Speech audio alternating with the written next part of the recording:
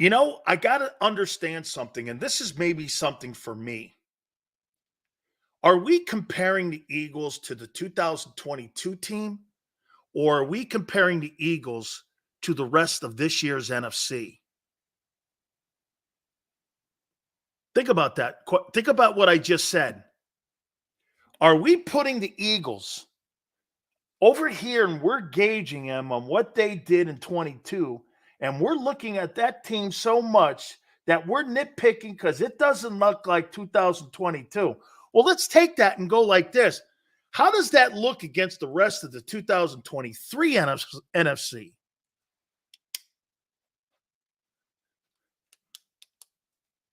Are they as good as last year? Is the NFC as good as last year? I don't know. Are the Eagles better than last year because the NFC's not that hot? Let's bring my guy Tone in the segment. Big Sales, how you doing, sir? All good. Tone, I just, how you evaluate and how you look at people, sometimes I think I'd rather look at an organization sets. Because what I don't want to do is I don't want to play down to the NFC. I want to play up to a standard that's been set in my building. Right. And see, the Eagles act, and we look at the 22 team, has to be one of the greatest rosters ever put together. But when you look at the NFC, well, Giants don't look good this year. Commanders, well, they always look good against the Eagles for some reason. I mean, the Cowboys don't look as good. I think the Cowboys are all hype. I don't really think they're looking that great. All the other NFC teams, okay, the Niners are walking back. They could lose 3 in a row with Cincinnati this weekend. Yeah. How do you look at what I just said? It's so funny you brought that up right before I came on because, after that Miami game, we're a few days removed from it, and I've really been thinking about why I have been critiquing this Philadelphia Eagles team the way I have. And the reality is, I think we are comparing this Philadelphia Eagles team, the 2023 team, to the 2022 team. And it's kind of hard not to do that because when you put yourself in the category that the Philadelphia Eagles have regularly put themselves in over the past several years, you tend to stop comparing them to others and you begin to start comparing them to themselves.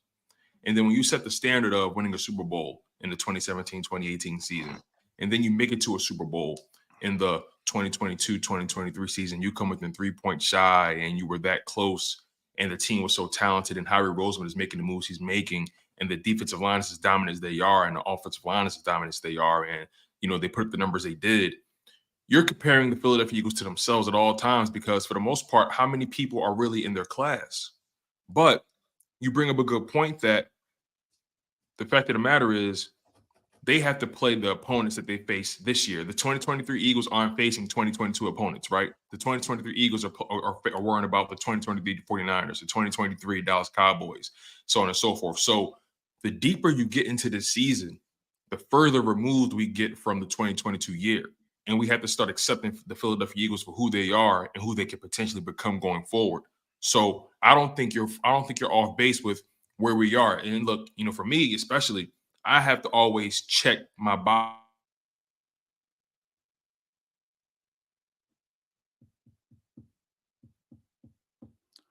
Hopefully we're able to get my friend Tone back here. He was obviously hitting on something very good, and I happen to agree with him.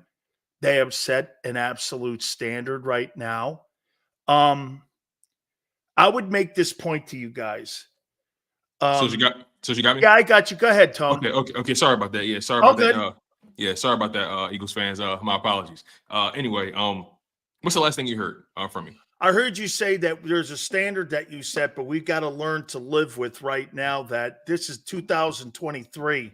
Right. And that's kind of where we were. Yeah, right. So yeah, basically, we it's hard not to compare the Philadelphia Eagles to the past, right? It's really hard. But the fact of the matter is, the deeper we get into this season, the further we get from the 2022 season, and we have to start accepting the Philadelphia Eagles for who they are and who they could potentially become. Your concerns today, are they more heightened by what that press conference thing was about Hurts. I've got to tell you, Tone, I'm really lost on it here because, okay, and John McMullen's right on the technicalities of the injury list, on the pre-injury list on Wednesday, and then the actual injury list on Thursdays. And for the record, for all of you out there, I mean, the injury list, in my opinion, is the only thing that it's used for is by bookies and gamblers. I don't give a shit about it on Thursday. It's there for money people so that they could set the lines. It's a gambling tool. Okay. I mean, to me, I'd rather not have anybody know what the injuries are on a football team. Why is it important that the opposing team knows who's hurt? I mean, aren't we trying to have gamesmanship here? So it's set up for the bookies. Of course. Outside of that being said, we'll see. Here's what you don't like. There's no words that close the statement. Like how? Yeah, he's fighting through it. We'll know more later today. Yeah, and we plan on him. They're all open ended. It's all open ended. You're right. It's so vague that they've made it vague, but yet they've made it public. Why would you make something public that, according to John McMullen and the rules, you didn't have to because he was going through practices and he was participating? But prior to the Wednesday list coming out, you thought it was in the best interest to get it out there that Jalen Hurts has been fighting through a knee injury? I mean, help me out on this. I mean, and then you hear Sirianni talking and you hear Jalen having to control the entire questioning of the injury. To me, I think what those guys did today, I think they elevated the concern on that knee injury. Yeah, you know, I look at it like this, right? I try to think about it in the order of events, right? Jalen Hurts played that first half without a knee brace. He comes out in the second half with a knee brace. Everybody saw it. So at that point, the narrative has already been implanted. You think he got hurt in the Dolphin game? I think it probably got aggravated in the Dolphin game. But I think I wouldn't be surprised. I wouldn't be surprised if he was dealing with this maybe for a week, maybe since two. New England's hit that. I wouldn't go that far. That's pretty far. That's pretty far. I don't know if I would go that far. I'm willing to go back. He was hit on the knee. True. But you know, I think about Rams game. I think about that Rams game. He had this one run where his knee kind of buckled a little bit, but he still managed to, because he looked explosive in that Rams game. He did. And then he kind of, you know, dialed it back a little bit. Look, but again, I'm trying to focus on the timeline, right? And the first, you know, what came first, chicken or the egg? You know, what came first was the knee brace. And that opened the floodgates for any and all kinds of questions. You know, the media start going on a frenzy because of the knee brace. And then at that point, that led to Nick Sirianni and those guys, and even AJ Brown saying, when your general was, going through something, he's still fighting and battling. That makes you guys play even harder. So it was constantly being addressed, even if they didn't even want to talk about it. But again, just because someone brings something up to you, that doesn't mean you don't have to answer it the way they want you to answer it. So I definitely believe that. See, I kind of wish at times Nick Sirianni took a page out of Bill Belichick's book and would just give you the least amount of information possible. Talk to the doctors. And that's the kind of school that Jalen Hurts comes from. He comes from the Nick Saban school, where he's not going to. What's that infamous clip by Nick Saban? I'm not going to stop doing this or quit asking. You know what I'm saying? So, hey, how about when Belichick is asked health questions about his players? He goes, "People coach here. People are doctors and trainers here. Right. I'm a coach. You want to know about anything? Ask the doctors." But here's the thing: they're not allowed to talk. Right. So I'm glad Jalen. I watched I watched that press conference where they asked him about the health situation, and his answers were pretty succinct. 2-word, 3-word, 4-word answers. Like he was very, very limited in that press conference. When I think they asked him, I guess, when it happened. And he was like, I mean, who knows? It could happen at any point. I mean, That is such a great answer. Hey, when do you think it happened? You know, it could have happened anywhere. I could have Yeah. happened when I was falling off the crapper 2 nights He ago. even I he really even don't. said That's so great an Yo, answer. he even said, "Yeah, I don't know. Maybe it happened off the field. I don't know. I mean, Yeah. I was like, Hey, dude, when you get hurt, you know when it happened. exactly. That is so good good for him, man. You know what? Always remember this: give the media shit when you can. Yeah, you And I you mean can by tell, man. when I say give him shit, don't give him anything, man, because and he has to. And you know what? I am so comfortable and confident that guy is going to have the poise, because a guy like Mayfield would blow up, and all of a sudden you would see him starting to use it as a crutch and why his game sucks. Remember, he did the thing with the shoulder, and he was kind of going through. Hey, this is why I'm not. And no shit, we understand that, but don't use it as a crutch. Jalen's not going to use this thing as a crutch here. Again, I don't believe that, because I don't think he's made that way. Yeah, you bring up a good I point. just think it's like weird, though, Tone, the way the organization prior to the Wednesday pre-injury list would come out and make a deal out of it. Now, was Nick asked the question, or did he offer that up?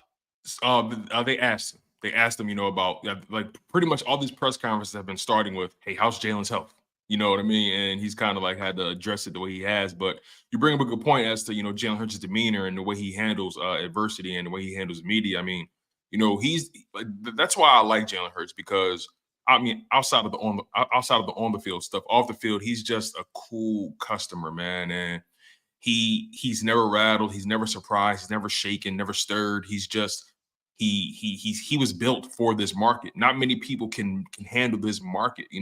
As long as Donovan McNabb was here, I don't feel like he handled this market the way he could have. Randall Cunningham didn't handle this market well. You know what I mean? Jalen Hurts seems like the perfect. T.O. didn't handle this market well.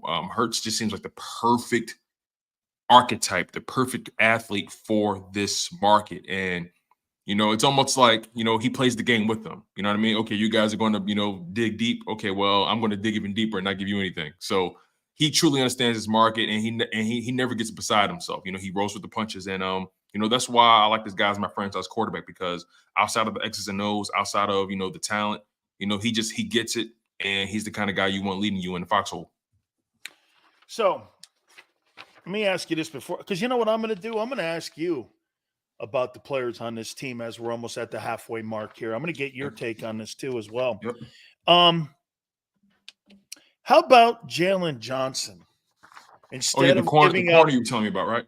Yeah, instead of giving up ones and twos and potentially multiple ones for Patrick Surtain, for a guy who's 24 years old and many people consider one of the better athletes at that corner position in the NFL. Pro Football Focus has a high grade on him, and a lot of people have high opinions of him. Supposedly, the Bears are floating his name out there. Would that be something? And plus, I'm not sure he's making a ton of money. So that's a good point. Isn't this kind of like a Howie Roseman kind of deal here, where you're not going to be giving up really a lot of – now it's an NFC team, so I don't know. But then again, he's dealt with NFC teams like the Saints before. Mm-hmm. And it's the Bears. Isn't this a prime type of guy that he looks at that's on a roster that maybe teams want to get off of? And again, when you read about him too, Tone, you read nothing negative about the guy. They think a lot of people around the league love the kid. No, you bring up a great point about Jalen Johnson, the corner for Chicago Bears. 24 years old. He's in the final year of his rookie contract. He was drafted in the second round, 50th overall. Like I said, he's in the final year of his rookie deal. So that's literally prime real estate for Howie Roseman to make a move. Howie Roseman is habitually known for targeting players who are currently in or entering the final year of their deal, a contract that's not too crazy. He can get it for a year rental, find out what they have, or maybe decide to extend them beyond that. Especially a guy like this that's young. And you write the PFF grades, have him ranked really high. He gets interceptions, he gets deflections, he doesn't allow too many catches. He's a talented guy in a pretty rocky situation. Isn't that your replacement for Slay? I was actually thinking if he continues on this track, and you bring him in, he may be a guy that you he may be a guy that you decide to maybe give a 3-year extension to. You know what I mean? You know, the feeling for Slay, because I don't think Slay's going to be here beyond this year. I really don't. Come in this year, you put him in a slot. Yeah, that's true. You can do that. See, that's the thing, right? You put that kid in your secondary, the Philadelphia Eagles have put themselves in the conversation with all the best defenses in the NFL and not just in the middle of the pack. And we're still waiting for this thing to develop because right now the back end of the secondary is holding back the front seven, where last year the back end was exceptional and the front end was exceptional. Now you're putting – see, Tone, this is money. This is age. He looks at guys that look like the frontline guys. It's almost like he buys knockoff Rolexes, but they look the same, and you could never tell the difference between the knockoff Rolex or the Rolex itself. Because I mean, look at how he goes. He goes out there. Look, look at Reddick, for instance. Reddick is not Parsons, but I'll tell you what. All of a sudden, he sure plays like him, and at times better than him.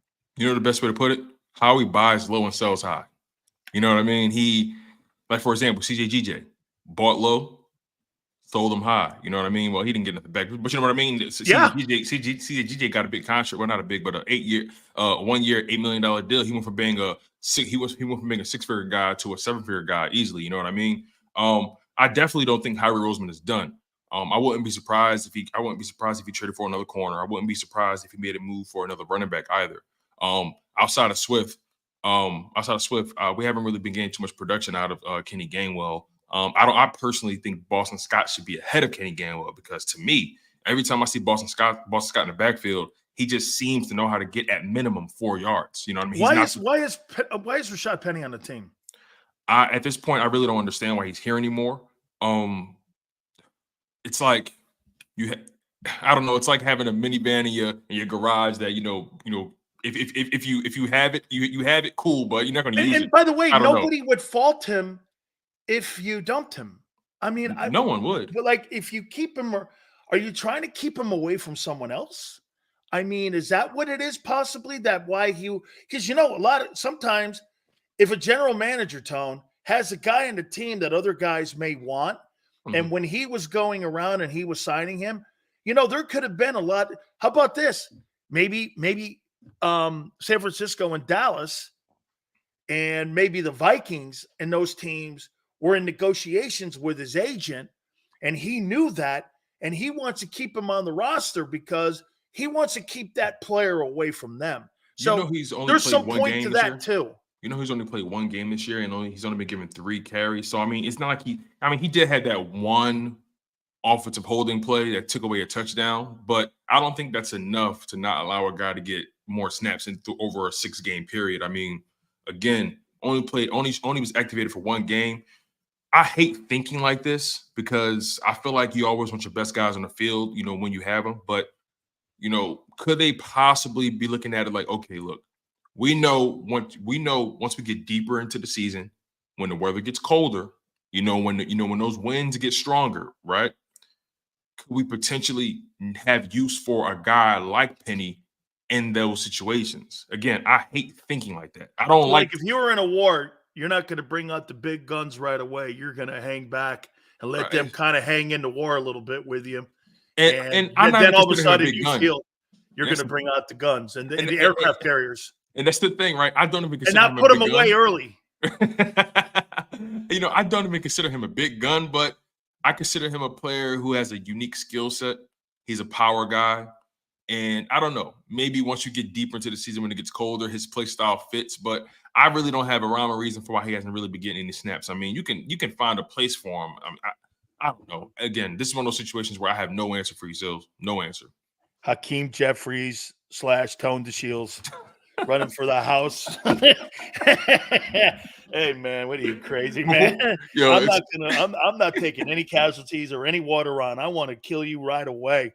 I don't want to wait and bring out the aircraft carrier after you've killed about 300 of my men. I'm going to kill you today.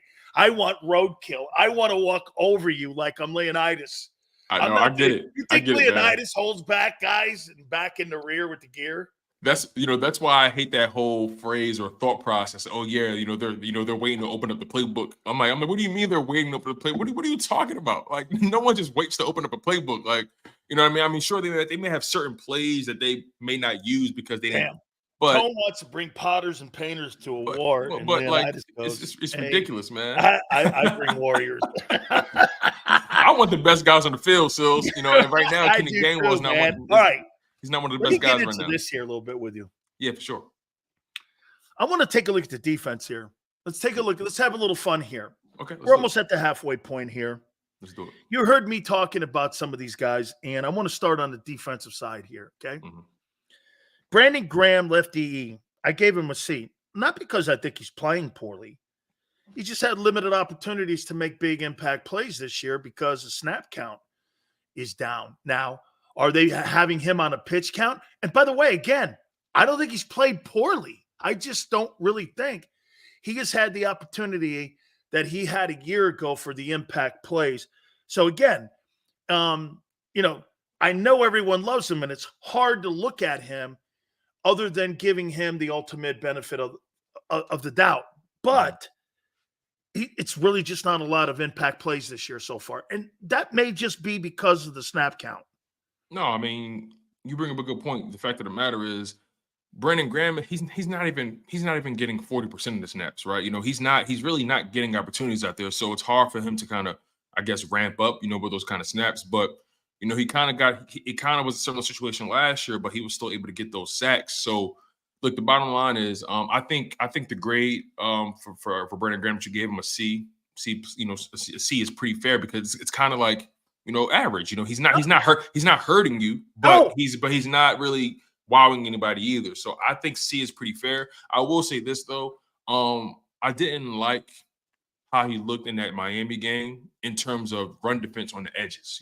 Miami, they want to get out. They don't want to little rough on setting the edge. Yeah, because I saw the difference between when he was on the field versus when Reddick was on the field because they rotate those guys out and all that kind of stuff.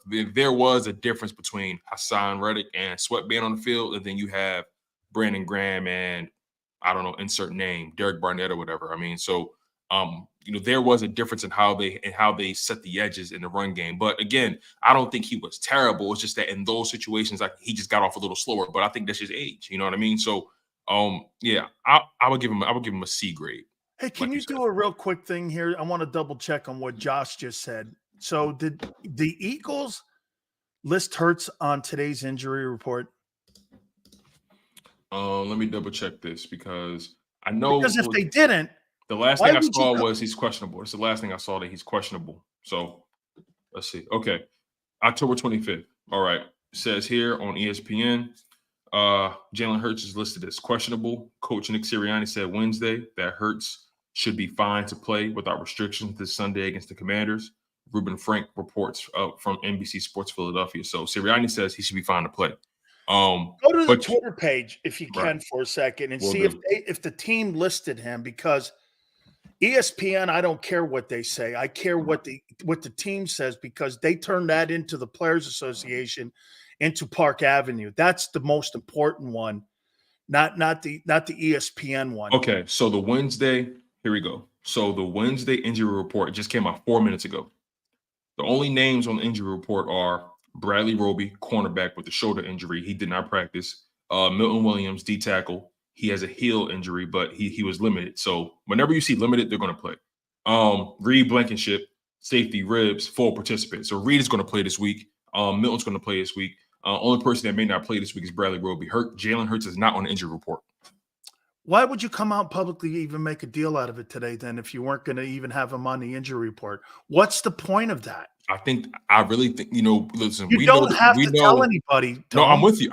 And I watched those press conferences, and, based off of what I'm hearing, the Philadelphia media, they're digging for this answer, right? And Sirianni and Hurts are like, we'll see. He'll be fine. You know what I mean? As far as, you know what I mean? So I don't think they're giving him anything. I heard it. It myself. That's not how Nick talked, and we'll see. Nick talks too much. I'll be honest. He talks too much. He's a rambler. He's opening his mouth too much. I like Nick, but he's a rambler. He can ramble a little bit. Shut the fuck up. You're giving too much intel out. You don't have to. If you're not listing him on that injury report and you're walking around going, we'll find out more later today. Or how about this? We'll see if is he going to go? Well, he's trending that way. Dude, why in the world would you throw that out there like that if he's not listed? Yeah, he's not on it at all. He's not on it. He's not on the injury list, and yet that was 90% of the press conference today. Nick rambles, man. He rambles. Jalen Hurts. It took him 2 questions to say it didn't take long. You know what I mean? For Jalen Hurts to put it to bed. So he's going to play this week. Like I said, there are moments where I'm watching Nick's press conferences and I'm saying, you don't have to talk that long about that topic. You can leave that alone. You know what I mean? But dude, you could just do this. We have no intel on that right now because you know why? Like what John told you. If he's not on that list, I don't have to tell you shit. Right. John was like, why would you offer that up? Why? Because you want to be boys with the media? Hey, Nick. Oh man, I look at it like this, man. Come on, Mayor. I look at it like this. I look at it like this. As much as I like Nick, like I said, I prefer if he says as little as possible. But the reality, but outside of the press conference, I look at it like this. He's going to play. And until further notice, I'm rocking with that notion. He's not in a report. That's the reality. I like how you do business, Tone. You don't want to talk shit on your coach, but your coach is full of shit. And you love your quarterback so much, and you love the Eagles so much. The guy should just shut his face. Hey, listen, growing up, listen, I'll put it like this, right? When you're a kid growing up, parents, their job is to take care of you. Their job is to make sure that you're good to go, but their job is also to lie to you sometimes. And guess what? Even though they lie to me sometimes, I always protect them. I always love them the same. So, hey, it's a part of the game, man. It's a part of the game. This guy's a bullshit artist, man. I'm just telling you, man. I know a bullshit artist when I see one. And, hey, why doesn't he just give Jalen Hurts his bank code numbers out next? Hey, here's his ATM 4-digit code. Why don't you just throw that out next, man? Hey, you know what? I'll get back to you on that later today. I'll know it. Man. Dude, don't tell anybody the least you know about him, the better. For sure, That's man. Why it's always aggravating. Hey, Tone, you know why the Boston media hates Belichick so much? Because for 25 years, he gave him shit. You know what, man? Oh, wow. Brock Purdy's in concussion protocol. Yeah, I saw that. Wow. Okay. So they're going to lose to the Bengals. 3 in a row. You know what's so ironic about their situation? Last season, in week 6 and week 7, they lost 2 games in a row as well. And then they went on that run. But they also traded for McCaffrey at that time as well. So that that's the difference. But I got something I want to show you before I get out of here. So it's about the Cowboys, and I think you're going to like. Oh, well, I'm not done with you for a bit here yet. Oh, okay, good. Okay, we'll say for the end. No, give it to me. Give it to me now. Okay, all right. So, Micah Parsons, your favorite guy, he was he gets so mad at me. Do you know how mad he gets at me? He was on his podcast, and I want you to just listen to what he says. I'm not going to load it up. I'm not going to give you anything. I want you to just hear what he said, and then you tell me what you take from it. Number one will have to be the Philadelphia Eagles. No one has stopped the tush push yet. Javonte Smith could be A.J. Brown's number 1 receiver. Jason Kelce, Hall of Famer. Lane Johnson will be a Hall of Famer. They're very special. Their DB core, Darius Slay, crazy talent. James Bradbury, and I know you saw the trade. He just got Kevin Byard. Very special to see. Obviously, I know I was high on Jalen Carter before he even got the Philly. I don't know how he fell to them. Without a doubt, very special group. It's very special to see what they've done. And they still have Reddick. They still have Sweat. I don't believe they have any weaknesses on their team. I don't know, Phils. Is he hedging his bet? Is he trying to set the table for if they don't get it done, or is he sending a message to Jerry? What do you think? No, what he's doing is he's setting it up to where if they get beat by them, don't blame me. Because we don't have all. What he's saying is that we don't have all the pieces. So that's what I think he's doing. So is he sending a message to Jerry then? Because remember, Jerry said, "I'm not making any moves at the deadline." He said that. That was this done today? That clip I think came out earlier today or maybe late yesterday. I think. Okay, well, it was after Jones's it was after. radio. It was after Jones's radio interviews. Yep, it was after. It was okay. So what he's saying is they have no weaknesses, and yet he knows they have weaknesses on theirs. And by the way, how's that kid Mozzie Smith that I told you on draft night? How's he doing? I told you that guy was a third rounder, had 2 cement shoes. He's not a good football player. I got a fun fact for you. When it comes to Mozzie Smith and Nolan Smith, right? The 2 Smiths, Mozzie and Nolan. Nolan, he gets his first real action against the Miami Dolphins. Remind you, he hasn't really played any snaps like that. He gets his first real action. He gets a sack on Tua. Mozzie Smith has played double the snaps, if not more. No sacks at all. No, not even in double-digit tackles. Well, when you move like Frankenstein, there's not too much of a chance you're going to get into the backfield and make sacks and quarterbacks in the NFL. You see the way that guy moves? You should be calling this guy like this. Look, Herman Munster. I mean, this guy moves like Herman Munster at the offense. I mean, dude, Jordan Davis and Jalen Carter, when you watch those guys get off the ball, you see football players and athleticism. When I watch Mozzie Smith, I swear I'm looking at a brick mason when I'm watching this guy. He's like a brick mason. Bricks like this, Tone, going with those bricks. Hey, listen, I call Terrell Edmonds Mr. Cinderblock feet. That's Mozzie, Mr. Cinderblock feet, man. Dude, this guy here, man, I'm honest to God, man. This guy belongs, he don't belong on a football field. He belongs on a cement truck. Hey, listen, man, I'm telling you, I have this feeling. I mean, they're going to pay him, obviously, but do you see Michael Parsons finishing his career in Dallas? Yeah, because Jones will not let him go anywhere else. Yeah, they're going to pay him $30 million. Yeah, but you know what? I don't see Dak finishing his career there. I agree with that. Okay, I think Dak goes this year in the offseason if they don't get to the NFC title game. And that money that they would have paid him, they're going to go into the draft and get a rookie, pay him on a rookie contract, or make a trade for a guy like Cousins or something like that can hold down the fort until they can figure it out. And then what they'll do is they'll pay CD and they'll pay Parsons because they got to pay those 2 guys. Depending on what they're going to go with those 2 because they're homegrown guys. And quite frankly, Dak, I think they've had enough of giving him $50 million and going nowhere with it. Do you think Dak could end up on the West Coast? And what I mean is, do you think it's possible he ends up in Vegas? Could he end up in Vegas?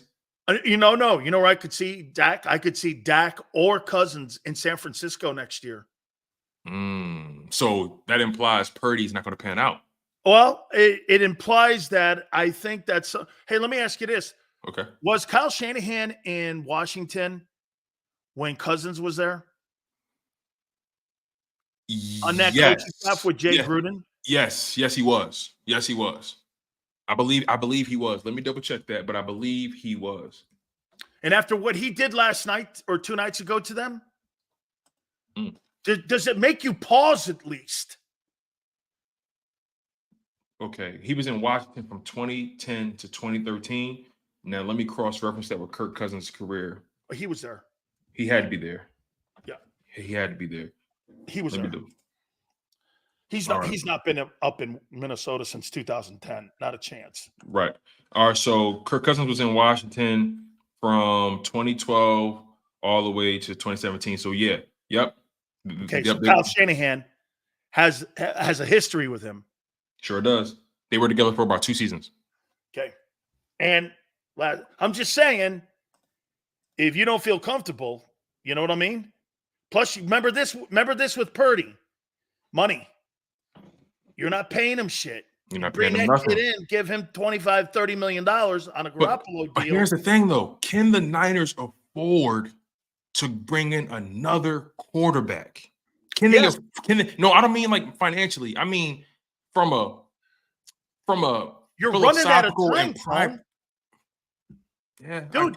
How many more years are you going to have a built-in roster like that where the chicken still you don't have a head yet? But so do you think Cousins is going to settle for less than market value over there? I think Cousins would Cousins want to go to Tennessee and make $38 million? Watch this. He's not getting $50 million. No. I don't think he's getting 50, I think he'll get a Garoppolo deal. How much did Garoppolo get? I think Garoppolo got $28 million. Something like that. I think Kirk could get 30 at least. Okay, 30. You know, I think $35 million. yeah, like, but that begs the question, once you pay that though, now that roster starts to look a little different. Yep. 2-year deal. You know what I mean? 2-year deal. Like I'd pay him what Geno's making. Okay. Yeah.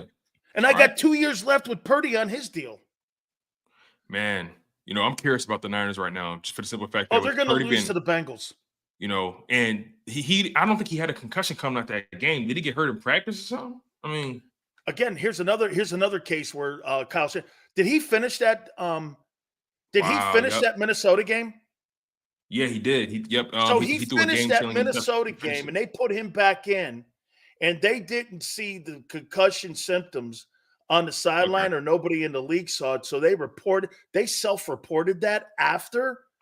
Jesus Christ. Adam Schefter reported it. It says here, with Brock Purdy in concussion protocol, Niners QB Sam Darnold now is in line to start Sunday versus the Bengals. Man. Yep. Oh, wait. It says, okay, I got a little bit more information here. 49ers QB Brock Purdy started showing concussion symptoms on the team's plane ride home. Okay. From Minnesota, and is now in concussion protocol. Okay. Wow. Is he on the long 10-day? Or is he on because here's the thing. The league's been cracking down on these concussion protocols. And I think it's the Tua rule. And what I mean by that is, they've been, for example, Sauce Gardner, right? He's been held out for 2 weeks in concussion protocol. Last year, that would have never happened. Because it's on the grade of concussion. Right. Okay, here, Tone. There's 2, 3, 4 grade. Okay. And if your doctor looks at you and he thinks you're in a grade 1, that's probably going to be. Now, I don't know if the league goes by that in the amount of days, but there's grade on concussions that you get. I mean, a grade 1 is nothing near. Like, here's a grade 4. I've had a grade 4. You can't do this, Tone. You can't shake your head and bright lights. You have to have, like, those things that you go to sleep with and you put over your eyes. Yeah, you can't have any bright light because it's so sensitive to your brain that your equilibrium, you fall down. Yeah. And that's a grade 4. And James Bradbury, when he was in concussion protocol, he was in protocol prior to that Thursday night game, and he didn't play against the Vikings, I don't think. And he was coming off of a short week, so he couldn't clear protocol in time for the Thursday night game. The Niners played on Monday night. I don't see him clearing protocol in time for Sunday. I don't see it. No. Especially with the way the league has been taking concussions more seriously. So you can bet Darnold Duck is going to be quarterback in that Niner team on Sunday. He's going to be out there, man. Hey, just real quick, we'll go quickly through these here. Davis and Cox, or Davis and Jalen Carter, right? Just really great. Man. They've been tremendous. Jalen Carter, Jordan Davis. I mean, watch, Jordan Davis, Jalen Carter, we know what that is, right? But Jordan Davis, I'm watching him, right? And even when it's him and Fletcher Cox on the field, him and Jalen Carter on the field, him and Milton Williams, whenever he's on that field, it just seems like he's moving at a whole nother speed now. He could, what I mean? He's like, and again, remember, he was drafted to be a zero tech.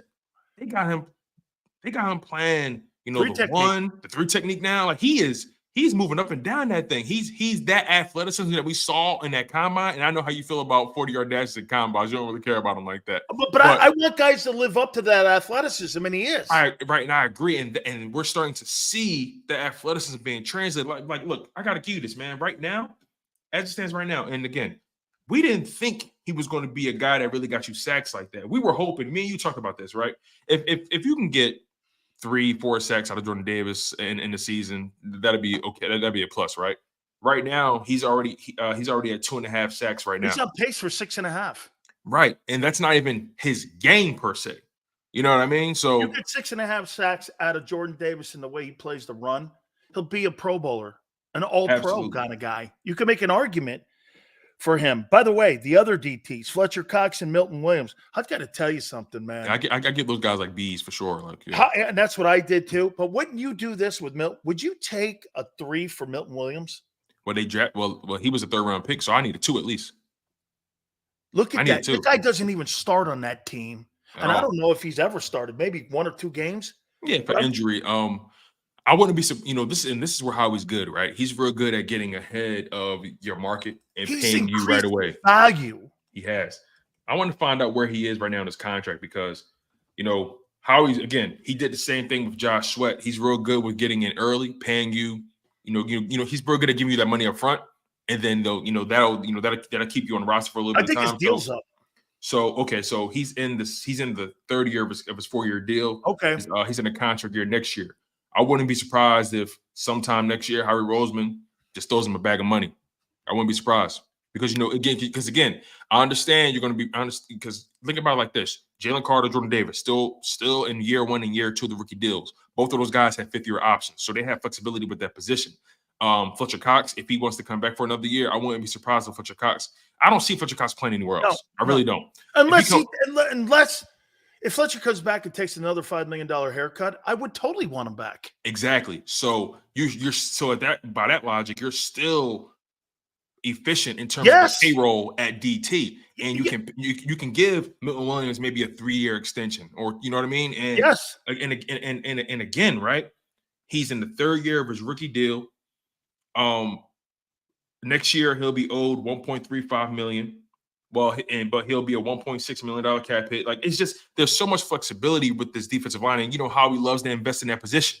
He will invest in that position before anything else. He'll pay those guys. The Philadelphia Eagles are set up beautifully right now in terms of the defensive tackles when it comes to their payroll and front four. four Beautifully. The front because of, look, it's here going to Sweat. I mean, I tell you, man, every time you turn a film on him, he just pops. You see how quick he is off the ball, his range of motion, the setting of the edge. You know what he really does a great job of too? He does a great job of that inside move when he makes a step to the outside and comes back inside. Inside. He's really great going to his left. It's like a Euro step. He's improved getting on the wheel and getting onto the outside of the hula hoop. He has improved because you know what I thought of him early, Tone? He was so good going to his left that going to his right, that the offensive tackle knew that was his premier move. Well, now he's worked so hard on that outside move that now what he's doing, he's making these guys have to sit back and really be more patient with him. And that's setting up more for that inside move and this move. Check it out. That inside move and then a swim back over where he gets around the horn on him. Yep. He's really, really doing a nice job at evolving his game. Absolutely. And for him, when it comes to his contract, he signed in 2021, he signed a 3-year, $40 million deal with $26.9 million total guaranteed. So Howie Roseman gave him basically $27 million up front. So in 2022, that's when the contract kicked in. He's in the 2nd year of the deal currently in 2023. In 2024, that's the final year of the deal. I wouldn't be surprised if Howie Roseman gets in again and says, look, I got some money for you. His average salary right now is $13.3 million. That's a steal right now. But Josh Sweat, right now, he can easily command you maybe 20. I'll probably say 18, 19, but yeah, especially with the way these edge rushers are getting paid now. Probably the injury would put him in the 16 to 18 mode because people want to be safe on that and they would use it in negotiations against him. If I told you that the Will and the Mike linebacker and their names are Zach Cunningham and Nicholas Morrow were doing B+ and B work, how thrilled are you, Howie Roseman, with the money that you didn't invest in these guys and the play you're getting out of them? I mean, I got to tell you, dude, that's probably the position that's the most shocking with the limited amount of resources. These guys are just like streetwalkers. Yeah. And they brought him in there. And I do think it's got a lot to do with the front four. You said something a year ago. Don't you remember what you said? You said, Sills, don't you think Nicholas Morrow potentially could be a better ball player with better players in front of him? Yeah. And here he is. I just came across something that's going to be very interesting to see play out. Hear me out on this. Hassan Reddick and Josh Sweat, their contract years are exactly the same. They're going to be restricted free agents both in 2025. Well, they're going to clearly go with Sweat because Sweat's a homegrown guy. Remember, like you told me and taught me how he's loyal to the soil. and he's younger. He's going to command $25-30 million. Hassan Reddick is underpaid. You know, Sweat is only 26. That's crazy. The only reason that he is a fourth-round draft choice is because of that high school knee injury. That's it. Okay? Exactly. And there's more upside with Sweat than there is, because what are we looking at now next 3 years or next 2 years with Reddick? He's 32? Yes, by the end of the he's 29 now. By the end of the contract, he will be 30. No, actually, by the end of the contract, 23, 24. Okay, so by the end of this contract, yeah, he'll be 31. He'll be 31. Not awful. 31, 32, yeah. Not awful. Not awful old. No. Depending on what the production is. By the way, I gave him a B, and the only reason I gave him a B is because of the injuries early on in the year so far, as we're looking at the overall body of work. There's no question the last 3 weeks he's doing A work. Right. Okay. But I'm saying that as a 7-game sample size, it's probably in that room. Yeah. Nothing on him except just because he's had a cast on his hand. Right. And also, again, you know, Howie Roseman, the way he does work, he understands the player, right? And we talked about this several weeks ago. Howie truly understands the mindset of what players want. They're looking at the guaranteed dollars. What are you giving me? What are you giving me flat out? What am I putting in the bank right now? It's easy to sign a guy to a 5-year, $100 million deal, $20 million a year. But only $40 million of us guaranteed. You know what I mean? He's gonna be like, well, what the hell? What are you talking about? So Howie understands how these guys think. I wouldn't be surprised if he found a way to restructure Hassan Reddick, keep him here for maybe another year or two, and then find a way to give Sweat maybe a 3-4 year extension and keep both of those guys. Because again, you spend most of your money in this league in the trenches, you know, your skill guys like wide receiver and corner, quarterback, obviously. But when it comes to the resources on their defensive line, they have so much flexibility at D tackle. I wouldn't be surprised if they really try to allocate resources to both edge guys, Reddick and Hassan. And you still have Nolan, a young guy, so that may play a role in it as well. But I think Howie can get the deal done. It's possible. How about this, Tone? This is playing out exactly how I thought it was going to this year with this defense. I'm listening. Go ahead.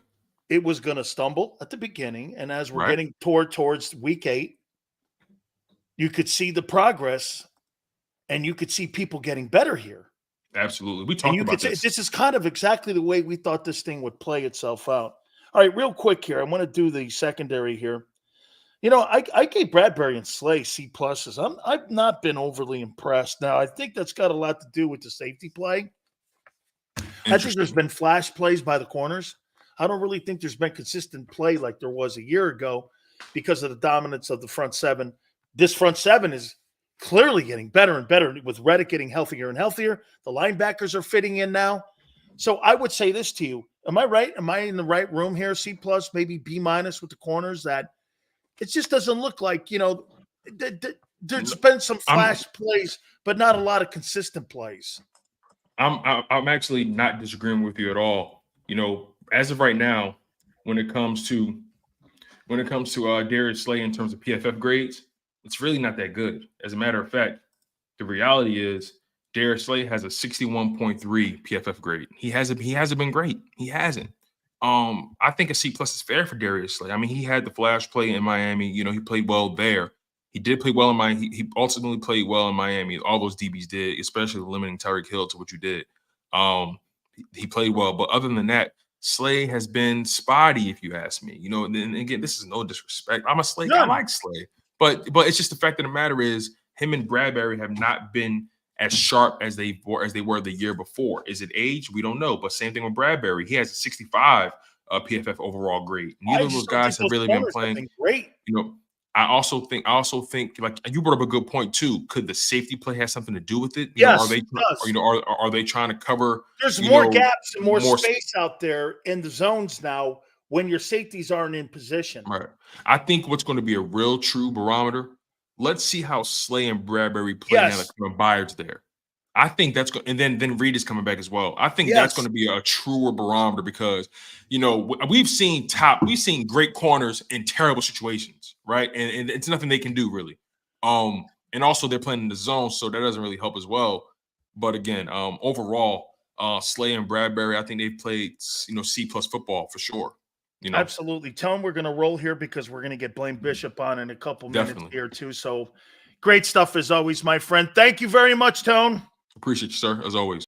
You got it. That is Tone, our segment with him each and every single day starting at 3:30. Don't forget our great friends at Hooters, Northeast Hooters, all the way from Rhode Island, all the way down through Jersey, down through King of Prussia. We love all of them. Go to northeasthooters.com to find a location nearest you celebrating the 40th anniversary with the iconic Hooter girls. Go in. You'll have yourself a great time. If you want to just go in and get the food, use the app, hooterstogo.com. Tuesdays, buy 10 wings, get 10 boneless free. Wing Wednesdays, $19.83, all you can eat.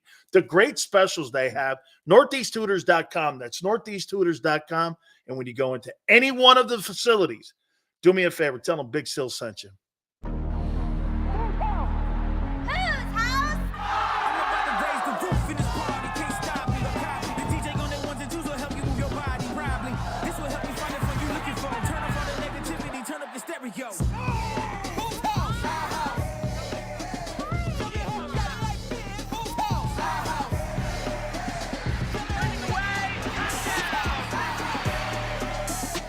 Football and Hooters, the perfect pair.